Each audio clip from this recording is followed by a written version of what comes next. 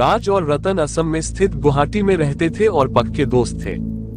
एक रात वो दोनों कोई पार्टी से वापस आ रहे थे।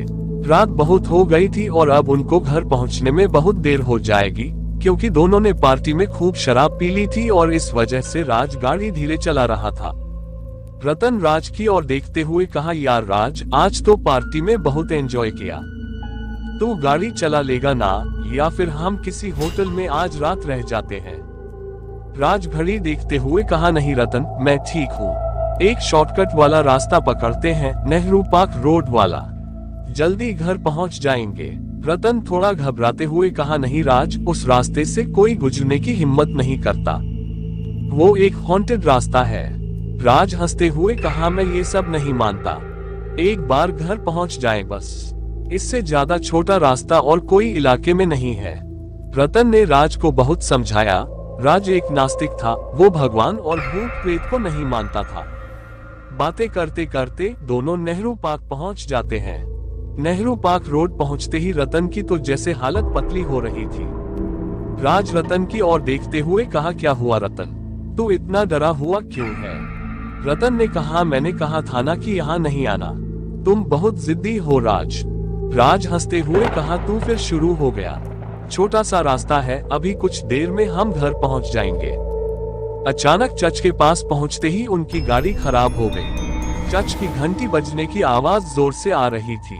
रतन ने समय देखा, रात के 1 बजे थे। चर्च दिखने में एक पुराने खंडर जैसा था। रतन, यार, रात के 1 बजे भी चर्च खुला है, अगर हमने शराब नहीं पी होती तो चर्च के अंदर जरूर जाते। राज कहते हैं, ये भगवान ईश्वर सब तुम इंसानों का भ्रम है। एक तो दूर दूर तक तो कोई मैकेनिक नहीं दिख रहा, शायद कोई लिफ्ट मिल जाए तो सही होगा। गाड़ी के पास इंतजार करते हैं। इतने में रतन को चर्च के बाहर एक बूढ़ा सा आदमी दिखा। रतन कहते हैं, यार राज, वो देख, चर्च के बाहर कोई बैठा हुआ है, चलना देखे, शायद वही हमारी कुछ मदद कर दे। राज हैरानी से कहा, मुझे तो वहाँ कोई नहीं दिख रहा, लगता है तुझे बहुत नशा हो गया है। रतन फिर से उस तरफ देखते हुए कहा, नहीं राज, ध्यान से देख, वहाँ तुझे एक बूढ़ा आदमी दिखेगा। राज ने फिर देखा तो भी वहाँ कोई नहीं था। रतन उस बूढ़े आदमी के पास गया तो उसने देखा कि एक पादरी बाइबल पढ़ रहा था। रतन हैरान था कि ऐसी खंडर जगह पर रात के 1 बजे यह पादरी अकेले बाइबल पढ़ रहा था। रतन पादरी के पास जाकर कहा, फादर, आप यहाँ अकेले क्यों बैठे हो, और इतनी देर रात को चर्च की बड़ी घंटी का बजना, इस चर्च की ऐसी हालत, क्या आपको डर नहीं लगता? पादरी को रतन पर बहुत गुस्सा आता है और वो वहाँ से चले जाते हैं। रतन का चर्च को अंदर से देखने का मन हुआ और मोबाइल की टॉर्च ऑन कर अकेले ही अंदर चला गया। उसने देखा कि पादरी एक कोने में बैठकर बाइबल पढ़ रहे थे। रतन हैरानी से पादरी के ओर देखकर सोचा, अरे ये तो आश्चर्य की बात है, अंधेरे में भी पादरी बाइबल कैसे पढ़ रहे हैं। रतन की वजह से पादरी को बाइबल पढ़ने में बहुत परेशानी हो रही थी। वो चर्च की छत पर चले गए। रतन भी अपनी मोबाइल लाइट से पूरा चर्च अंदर से देख रहा था और फिर देखते देखते वो छत पर भी पहुंच गया। रतन उस बड़ी घंटी के पास पहुंचा और उसे बजाने की कोशिश करने लगा। तभी उसे ठोकर लगती है और वो एक रस्सी पे जा गिरा। वो रस्सी अपने आप ही रतन के गले पर बंध गई। पास खड़े पादरी से रतन मदद मांग रहा था, पर पादरी उसे गुस्से से घूरे जा रहा था। रतन जोर से चिल्लाने लगे, बचाओ बचाओ, राज, राज, मुझे बचाओ। इतने में पादरी रतन को जोर से धक्का देता है और रतन को फांसी लग जाती है।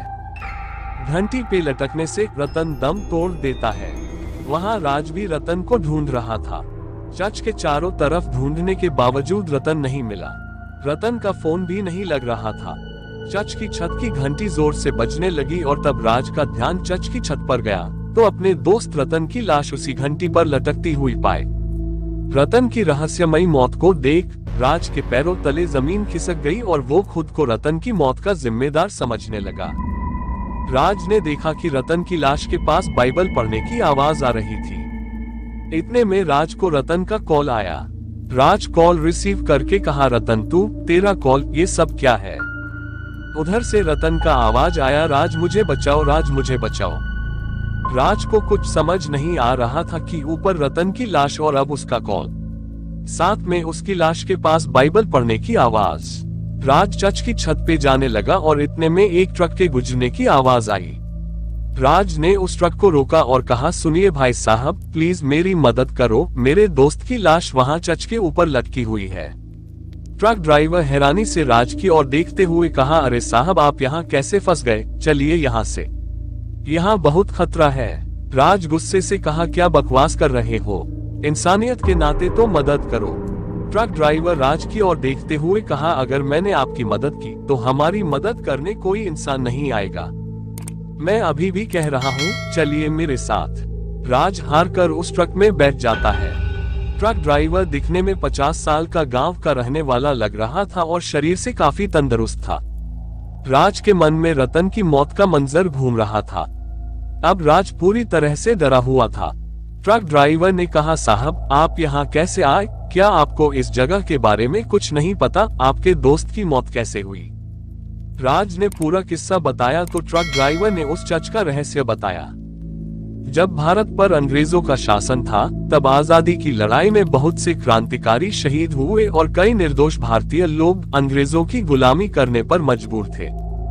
इस पर चर्च के एक प्रसिद्ध ब्रिटिश पादरी विल्सन अंग्रेजों की तानाशाही के खिलाफ थे और हमेशा भारतीय लोगों के पक्ष में रहे।